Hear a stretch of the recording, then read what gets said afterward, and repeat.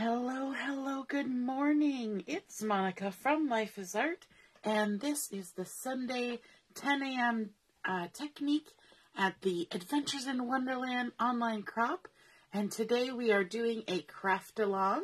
But if you did not see the post that I posted really late last night, I apologize, I didn't get it posted sooner, that had the dimensions for the papers, then you can just watch along and then create afterwards using replay or just from your memory. And that will work just fine. Let me just pull up my video on the side so I can see who's watching. If you're popping on to watch, just say hello or howdy so I know you're here. And if you watch later on replay, say replay. And so today we are going to do a really fun card, and I've seen them a lot on social media and Pinterest and various other places where one sees inspirational things for crafting. And but usually I see it and it requires special tools, either a special die or a punch board, those sorts of things. So I thought there's got to be a way for me to create this using simple tools that everybody has, you know, paper trimmer, bone folder, that kind of thing. And so that's what I've created. And so let me just show you quickly the project that we're going to make. It's called an envelope box card, and it looks like an open envelope, and it's got some lovely flowers poking out of it. Now, of course, you could create yours with any sort of images in between. And the great thing about this is that I have sized it exactly so that when it folds flat, it will fit inside of a standard size envelope, a 4 1/4 by 5 1/2, and it folds right down, nice and flat, but then it pops up to stand, and it's got a couple layers. I think you can see that there. There's some of the leaves are on the back and some flowers in the middle and a few more leaves on the front. So it's got some dimension, just like an explosion box card would have, you know, with their traditional one with the flaps. And so I think this is just a fun little project. So I thought we would give it a go today.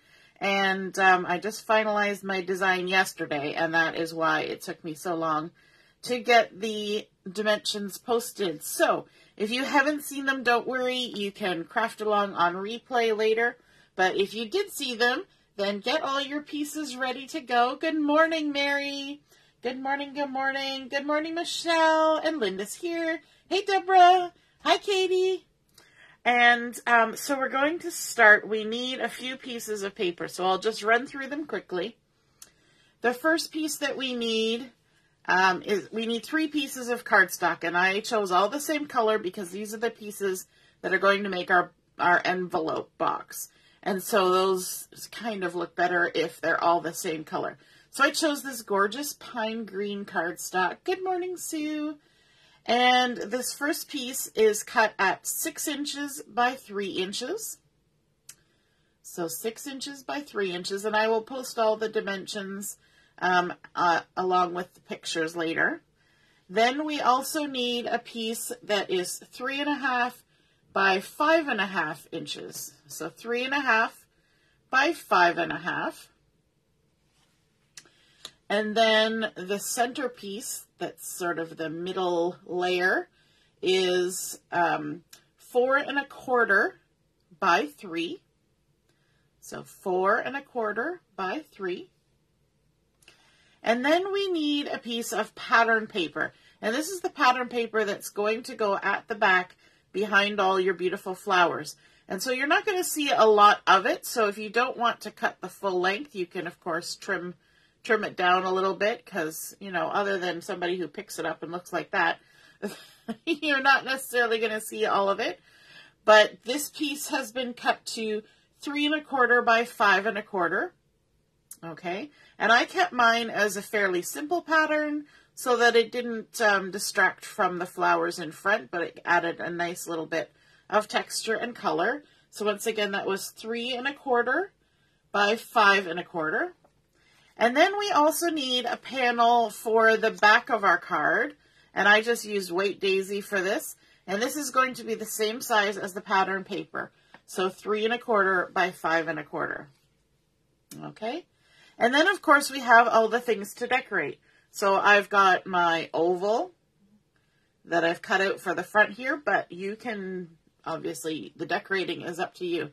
And then I have all the florals that I've gone ahead and stamped and thin cut. And they are, the ones that I'm using are from the Cosette Cardmaking Stamp and Thin Cut set. So this is also where I got the oval shape, where I got my sentiment, and then, of course, all the beautiful florals and foliage. Alrighty, and this pattern paper is from the Cosette collection as well. So it all matchy-matchy. And we are going to get started. Alexa, the pattern paper is 3 1/4 by 4 1/4. Yes. And you just need one of those.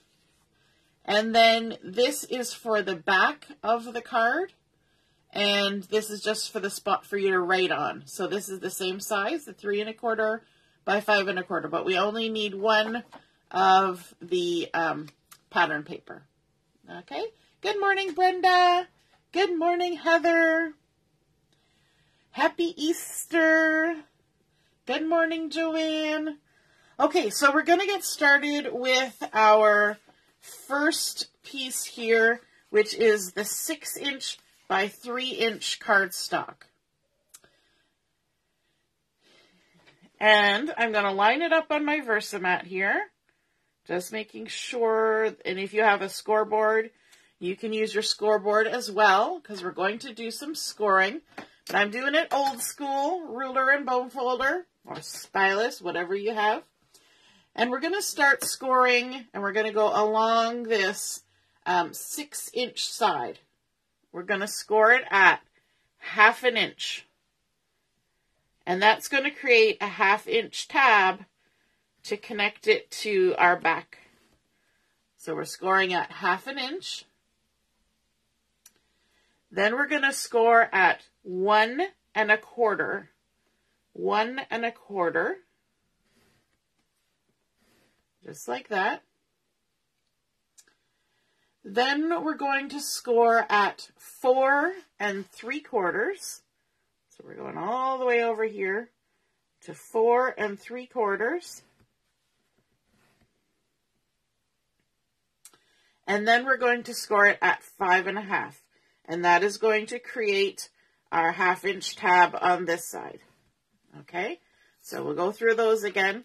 We scored at 1/2 inch, 1 1/4,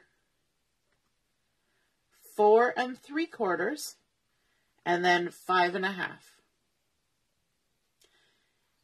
Good morning, Jennifer. Happy Easter. Good morning, Robin.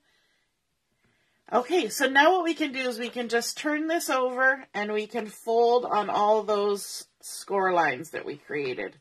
So now we're going to just crease them, and we're creasing them all to the back.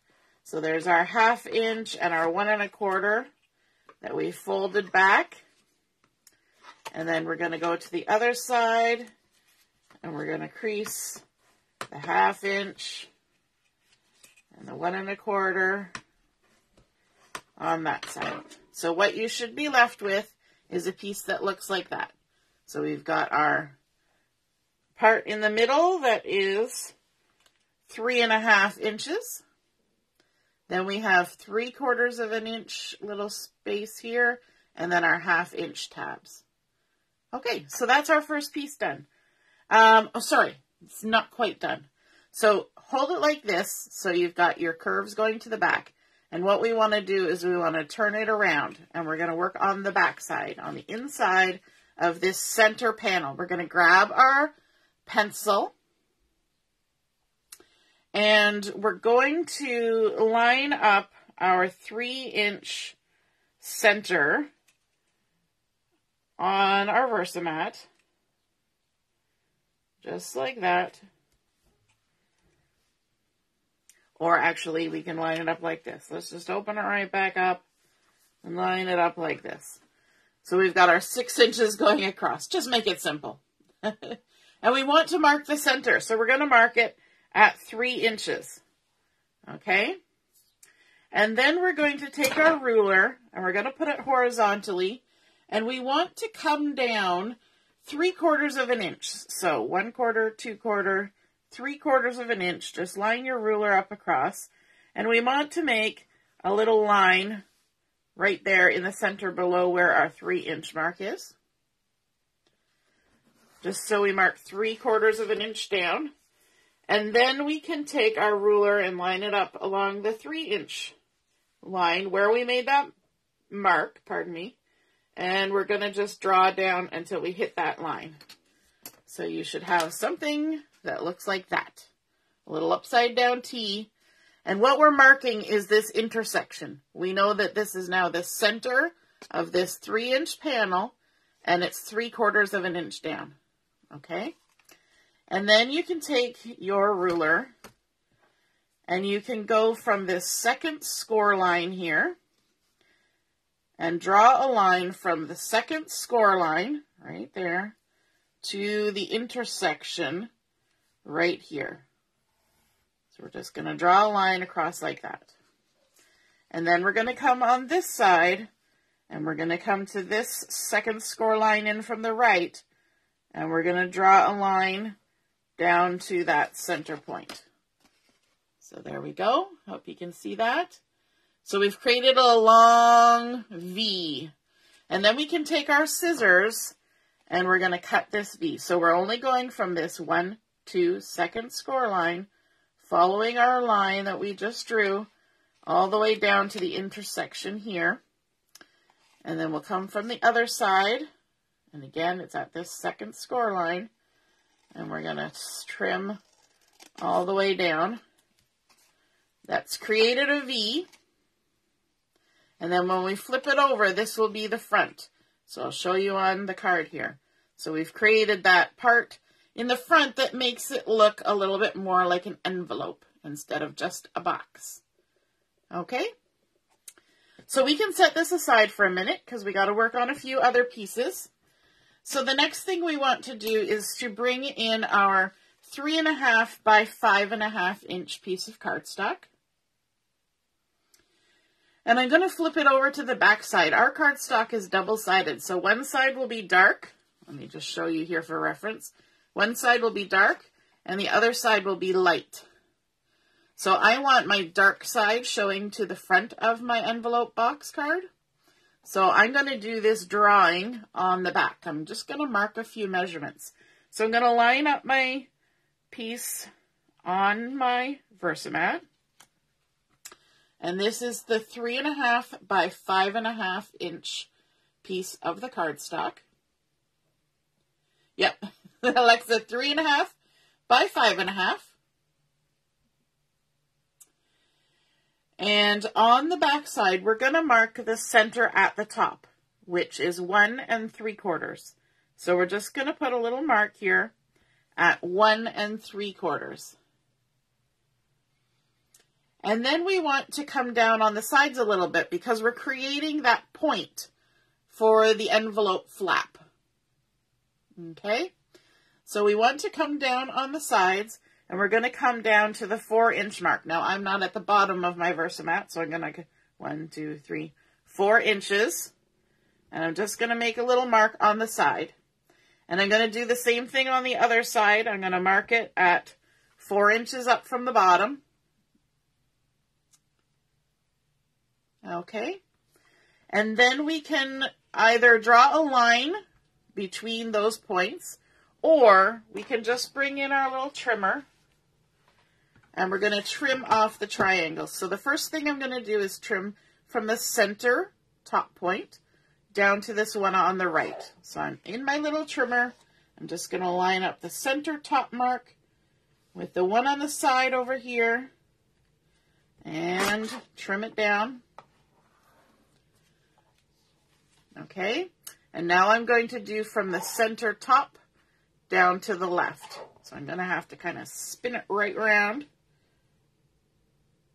lining up that top center point and that 4-inch mark we made on the side, and trim that off. Now I can flip it back over to the right side, and there we have created the point for our card.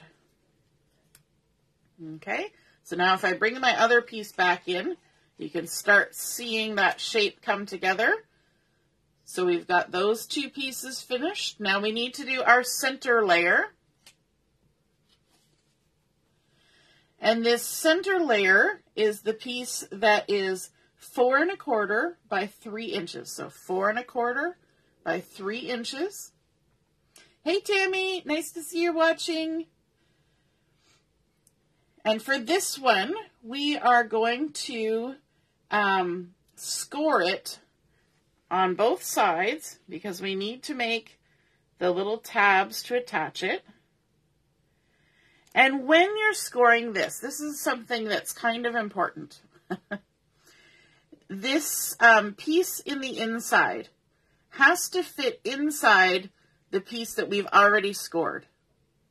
So if you scored these outside ones, I mean, it's a little bit easier for me because I'm not using a scoreboard. If you've scored these outside ones exactly on the line, then when you score this inside one, you should score just a tiny hair narrower than the measurements I give you, so that there's a little bit teeny tiny less width from side to side in the center panel, so that you don't get a lot of bowing. So if you look down here, you can see that my center panel bows a little bit towards the front of my card. If I had scored it just a little hair narrower, then the bowing wouldn't happen. And if I'd gone a little hair wider, my piece would be bent right like this, because there's not enough room from side to side. So keep that in mind when you're scoring any interior pieces like this, that your outside one was scored already, and this one needs to be just that tiny little bit narrower to accommodate for the width of the first layer, if that makes sense. I hope that makes sense. I know it's kind of, I don't know, out there, I guess. So on this piece that is 4 1/4 by 3 inches, we're scoring along the 4 1/4 side, and we're going to score 3/8 of an inch in from the end. Okay, now 3/8 is exactly halfway between the 1/4 and the 1/2. That gives us 3/8 if you go right in between the 1/4 and the 1/2. Now we want to make the center piece just a smidge narrower. So if you line yourself up at 3/8 in between the 1/4 and the 1/2, then just give it just a little nudge to the right. And I mean just a little nudge. You don't want to go crazy. Okay? Just a wee little nudge. And then we're going to come over to this side, and we're just going to count in from this side 3/8. So we're going to go 1/4 of an inch, and then halfway in between, which will put us at 3 7/8. And we'll give it just a tiny little nudge to the left towards the center of our piece. And trust me, that saves a lot of headache later on when you give it just that little teeny little nudge. Okay, so now that we've created those score lines, we can go ahead and turn it over and crease it to the back.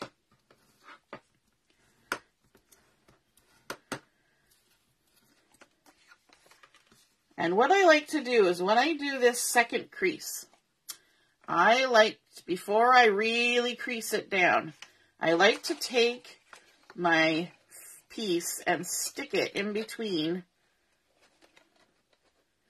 the two sides here and just see how well it's fitting. And that looks like it's fitting really well. It's not bowing like that. So I think we're going to be good.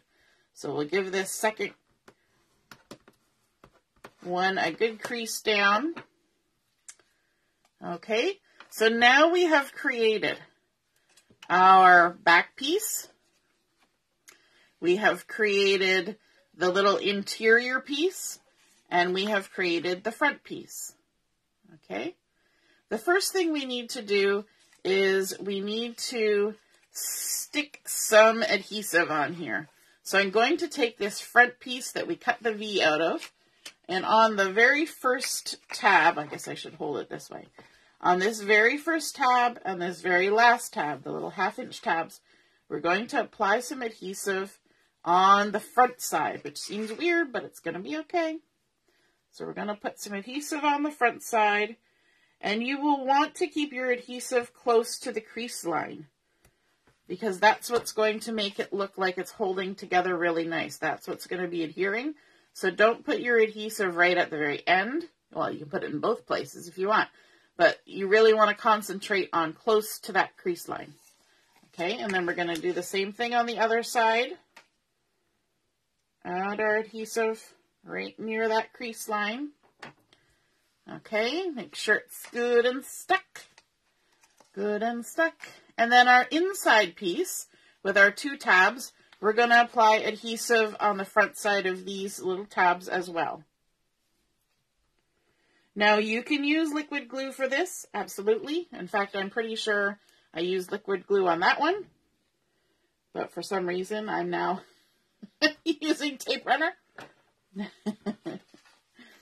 Okay, so we've got our adhesives all sticking on. Okay. Now, what I want to do is to tuck this one side in first, the left side of my front panel with the V. And I like to do this one first because I can fold the little tab in behind, and I can take my card that is the back piece, and I'm going to line the bottom of this card with the bottom of this card and the side of here with the side of here, and get it all lined up before I stick it down. So I can line it up along the bottoms. So I make sure it's nice and straight, and then line it up along the side and stick it down. So then hopefully it will stand up nice and square because we have lined up both those 2 sides. Okay? And so now we should have something that looks like a house shape with a front wall that's coming right out. Okay. Are we ready for the next step? The next step is to now lay this down and open it up. And we're going to take our little inside piece, just remove the backing on one side, and we're going to put the front side down, because this is the back side of the front, so now we're looking at the back side of this. And you see this crease where the fold attaches to the backing, right there. We want to put our tab lined up with that crease, but we also want to be lined up across the bottom. So the easiest way to do that is to fold our tab back. So our sticky bit is facing up, and then we're going to line the bottom up all the way across and lay it down so it's right beside that crease, but you can still see the crease line because this has to be able to bend. And then just fold this right on over like that. So now it's like we're making a book. We now have our front piece with our bend. Oh, I did it wrong. How did I do it wrong? I did it wrong. I did it wrong. I knew I was going to do it wrong. It's because I folded it over. Okay, hopefully you can take it off. I apologize. I'll put a note in the comments. When you get to the thing, realize I'm doing it wrong. Okay. I don't want to fold it over. I want to leave it flat. I knew what was going to happen. We're going to line the edge of the tab up with the crease line, not the folded tab. You know, I did it wrong. This always happens to me. I did it wrong when I was practicing. And so then, of course, I do it wrong when I'm showing you. I need to write like great big notes that say, don't do it wrong again. So now we're going to line the edge of our tab, not the folded edge, up with this crease line, lining our bottom up, and then stick it down. It's actually good that I wasn't using liquid glue that time because the liquid glue is not so forgiving. I have some really, really good sticky liquid glue. Okay, so now I can show you from the top how it's supposed to look. My apologies. So we have our backing, then we have our interior, and there's a little bit of a gap there, and then we have our front with another little bit of a gap. So yours should be like that now. So again, I'll repeat that.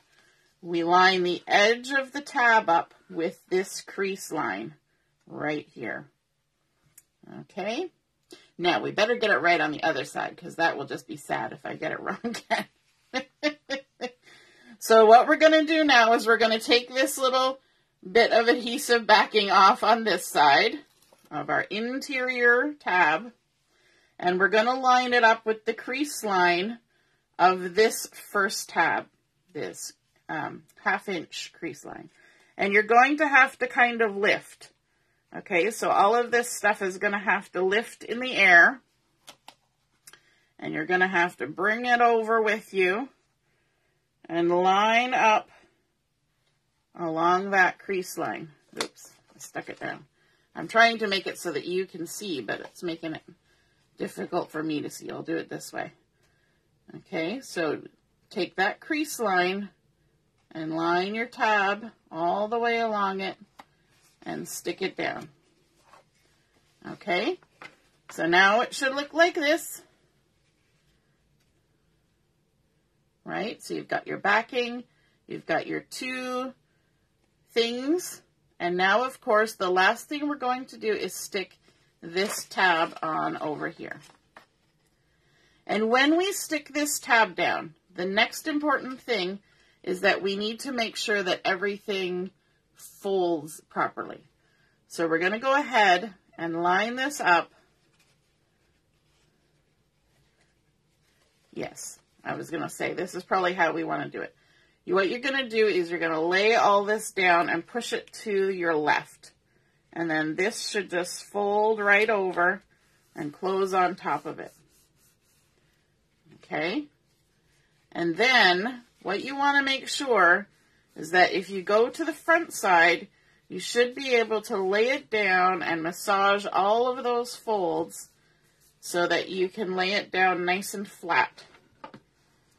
Okay, because sometimes the crease lines have to adjust just a smidge to accommodate all the glue and things like that. Okay, so now we have our backing, we have our interior, and we have our front. Now it's time to put in our pattern paper. Any questions so far? I'm not sure whether my comments are working or not, because I haven't seen anything pop up for a while. But you may all be really busy watching.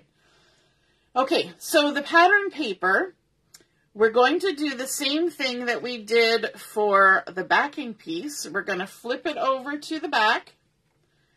And my back side is this beautiful green. We're going to line it up. So this is our pattern paper that has been cut to 3 1/4 by 5 1/4. Okay, now we're going to do some marking, but it's a little bit different. It's the same theory, but a little bit different because the sizes are different. So we need to mark it in the center at the top at 1 5/8. And 5/8 is halfway between 1 1/2 and 1 3/4. Okay, so right in between 1 1/2 and 1 3/4, we're going to make a mark. And then on the sides, we're going to mark at 3 7/8. So 1, 2, 3, and 7/8 is right between the 3/4 and the next, and the 4 inch. I was going to say, and the next inch, but so 3 7/8 is halfway between 3 3/4 and 4 inch. So just make a mark right there. And then we'll do the same on the other side at 3 3/4. Okay.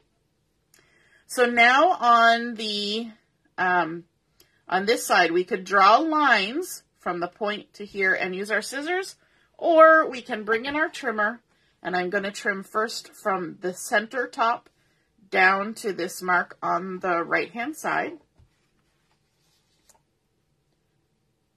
Just line it all up. Sometimes it takes a little minute to jiggle it back and forth and get what you want. So there we go. And now I'm going to trim from the top mark down to the left-hand side. So I'm going to turn it right around here. Spin it around, lining up the top point and the point on the left side. And trim it. And then flip it back over, and there we have our pattern for the inside of our envelope box card. There we go. And you will notice that if you tuck this in here, it covers up those little tabs on the inside. But you want to make it so that it lines up with an equal amount of cardstock on all the sides. And you will also notice that there's a little bit of space at the bottom before you get to the edge of the cardstock. Okay? Now this piece is probably best done with liquid glue because it allows you to have a little bit of leeway in case you have to sort of shift it, because you're sliding it in the inside here, and we couldn't do it beforehand, before we closed everything up, because then we wouldn't be hiding that tab on the right-hand side. So I'm just going to add some liquid glue, and then just take your time. And what I find works best is if I push it up against that interior piece and then slide it in so that I know that the glue is not sticking to the backing until I get it where I want it. And then you're going to lay it down and hopefully line it up. And then because your card folds flat, you can just use that folding flat mechanism to make sure everything gets tight and squished down just like that. Yay! So there is the main part of our box card. While we're doing this same thing, we're going to flip over and we're going to put our plain cardstock on the back. And this was, again, cut the same size as our pattern paper. So it's 3/4 by 5 1/4. And we're going to do the exact same markings as we did for the pattern paper. So we're going to mark it at 1 5/8. So that's halfway between 1 1/2 and 1 3/4. And then we're going to mark it at 3 7/8. 3 7/8, which is halfway between 3 3/4 and 4 inches. Right there on both sides. And then we can bring our trimmer back in or use our scissors, and we're going to trim from the top down to the right-hand side to create that nice pointy top. And then we're going to trim from the top down to the left-hand side. So spin it right round. And there we go. And then I'm going to flip mine over so I don't even have to erase my pencil marks. Easy peasy. And then we can go ahead and adhere this to the back.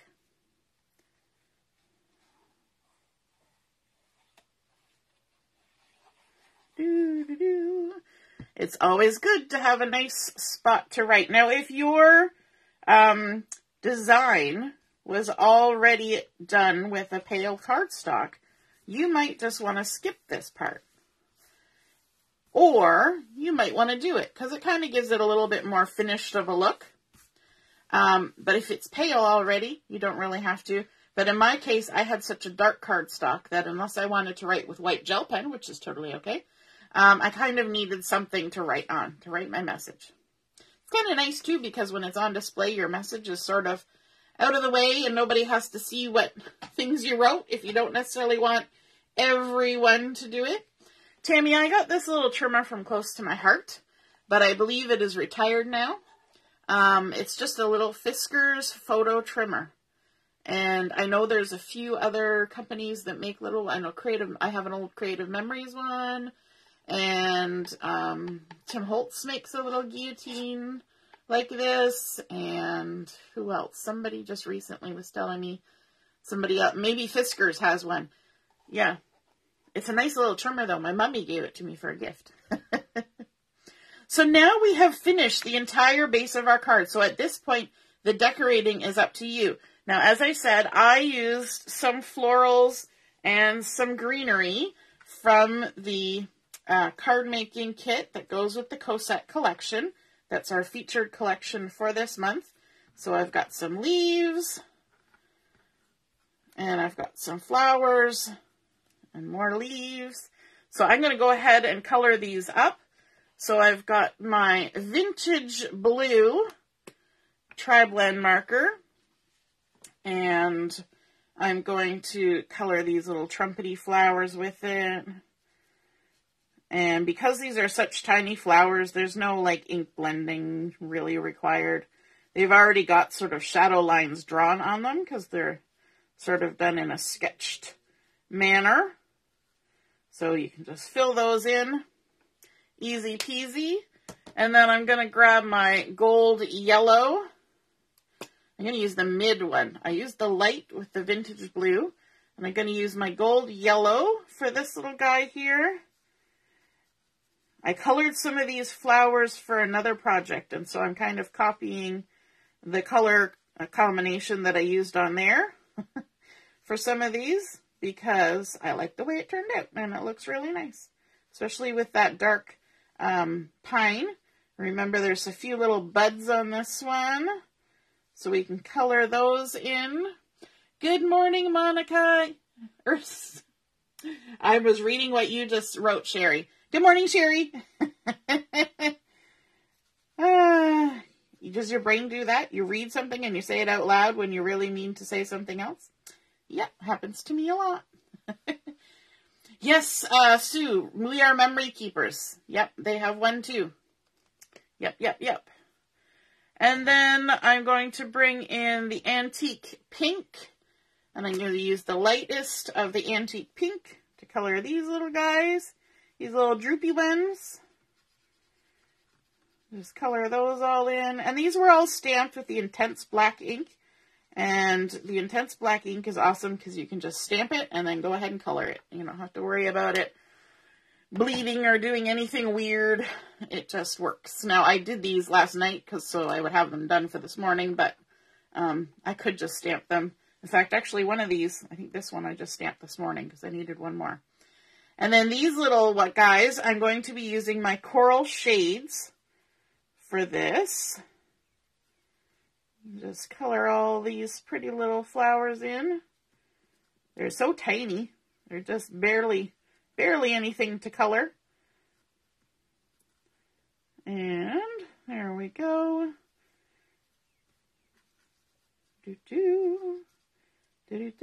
So that's all my flowers done.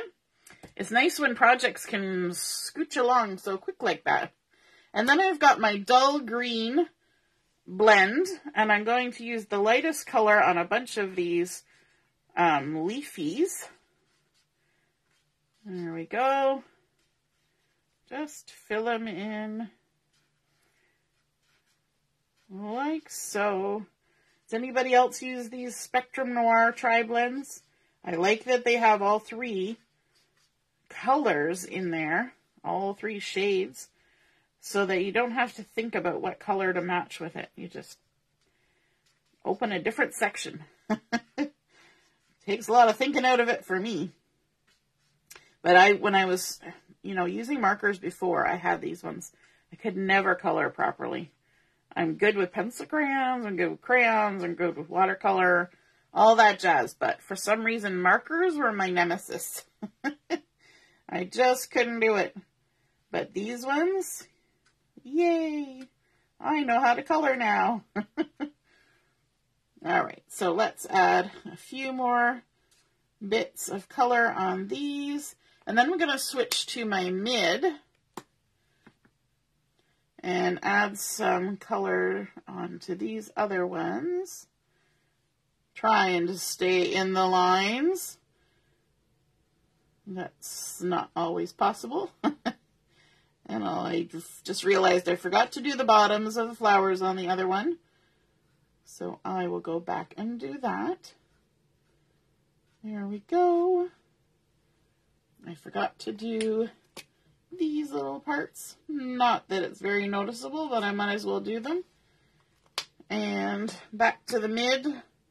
to do these last couple leafy numbers, and then we can start layering them up in the sections of our envelope card. And I'm going to be using some foam tape for this as well. So if you're crafting along, you may want to do the same. I'm only going to use foam tape on the very front and on the very back. In that inside layer, I don't want to add any foam tape because we want it to fold down nice and flat. So the foam tape that I'm adding to the back will actually be above all these inside pieces. And if you're crafting along and you've had to go grab stamps and do your stamping and do your coloring and stuff, then you can just watch and see how I place the things, because this is the part where it kind of speeds up because I already had my stamping done. I already had my flowers ready, which is kind of unfair for you, but it makes the video move along a little quicker. There we go. Coloring in the leafies. Okay. You have them in single colors. Yes.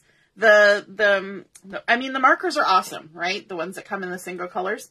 For me, it's just the advantage of having all the colors in one thing, because then I don't have to think about it, and I don't like having to think about things. All right, so the flower that I want to put in the center of my middle piece is this one here, because it's a little bit bigger. When you're doing this, you need to think about the fact that this is going to fold to the side, and you can pick whichever side it's going to fold to. But you want to keep all of your decorating within, let me scooch it over here, within the frame of what your envelope is going to be. So you can even bring an envelope out and park it underneath, but it's 4 1/4, which is exactly the width here, by 5 1/2. So inside this framed area, you don't want to go out of that, otherwise it's not going to fit in your envelope. So as much as you can fit inside that is fair game. So I'm going to go ahead and add a little bit of glue just to the base of this flower and stick it in the center. And I'm going to kind of tuck it down a little bit so that it goes down inside the card, so you don't always see the bottom of the stems. And then to make sure you stick it down, you can just fold it to the side and give it a squeeze. Give it a little squeeze, and then always pop it open after doing that, because just in case any glue squeezed out, you don't want to then have your card, glued shut like that. And yes, you would make that noise if that happened. You'd be like, Ask me how I know. And then let's go ahead and add some glue to this little guy. We're going to put him on the side over here. So I want him kind of hanging around like that. And on this side, he can actually come over the edge of the card, because when it folds flat this way, he's still within the width. Okay? You have to be just mindful how far out you go. And then let's grab this little guy and just put some glue down on the stem like that. And then, oops, trying to pick it up. We can tuck this one in like so. Give it a squeeze. And if you have to adjust, this is where liquid glue helps. So now that we have that, we can go ahead and I'm going to add some of the greenery to the back of my card. And now that I have these ones in the front, it gives me a little bit better idea of where I want to place greenery in behind so that I can still see it, right? And so what I'm going to do is I'm going to add, instead of putting the adhesive down on the stem for this layer, I'm going to use foam tape, and I'm going to stick it up, farther up the leaf. Okay, because these are just light things. It's not like they're going to take a lot of weight. A tiny piece of foam tape is going to hold them in there. No problem. So I got 2 of these sort of roundish leaves and 1 of the pointy leaf clusters.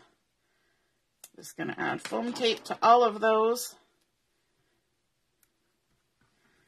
And then let's take this one, the pointy one. And I'm just copying what I did before because that makes it easier for me. Now, because these are farther in the back, you can have them a little bit higher up. So actually the stems are showing from the front, but you're not going to see them so much because the other ones are in front. And then I'm just going to stick that down like that. Okay. And then I'm going to take a couple of these guys and stick them over on the other side. One like that. And one like this. And you can put as many things in here as you want. You can really load up your leaves and your flowers to your heart's content. In this center panel, you can even put things on the back side of the center panel. And let me just show you what that would look like. So you could take this and you could stick it to the back so that you've got like a second layer in the middle. Totally up to you. I'm going to use this one right on the front though. And then these little guys, I'm going to add those in the front. So I'm going to add a little bit of adhesive to the front side. And I'm going to tuck them kind of right down in like this so that I can still see my flowers in behind. Give it a little squish. And then this little guy. And a little bit of adhesive on him to the front. All the other ones we were adhering on the back. These ones have to be adhered on the front because they're going up against the front. And we'll just tuck that in there like that.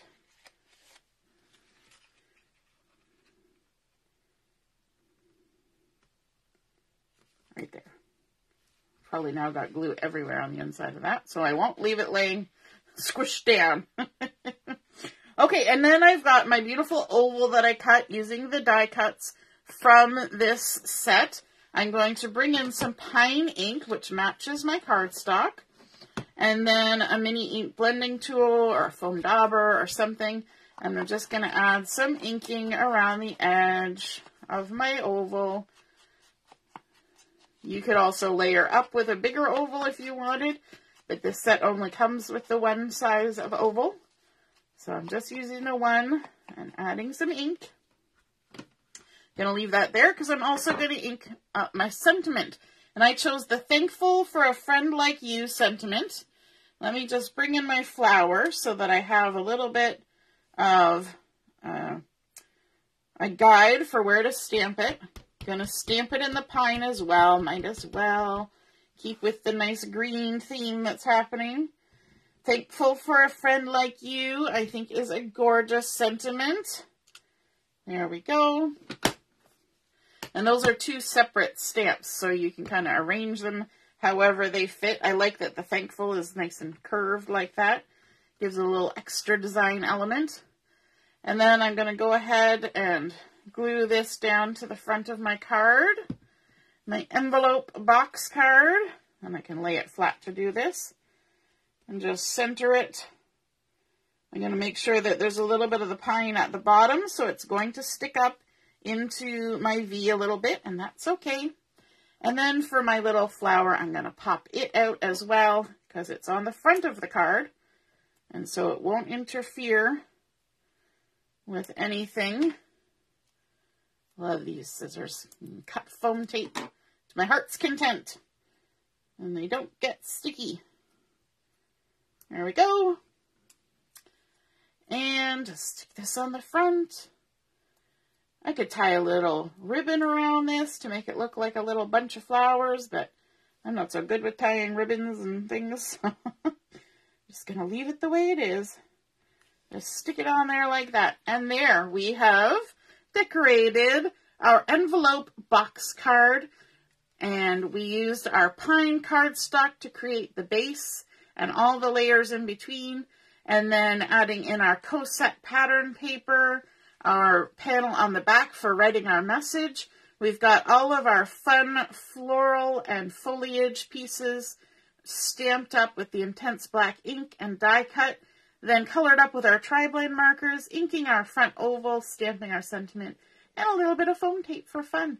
So there we have our completed envelope box card. Stands up for a nice little display and perfect to give to somebody as a gift or even send in the mail because it folds up flat, goes right inside a standard envelope. I hope you guys enjoyed that.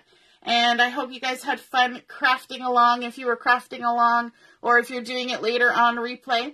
And if you create this using whatever you have in your stash, then just snap a photo of it and pop it in the comments when I post the pictures of this completed project. All right, I would love to see it. Have a wonderful rest of the morning. Happy Easter. And we will be back on from noon until 3 for Chat and Craft. See you then. Toodaloo. Bye.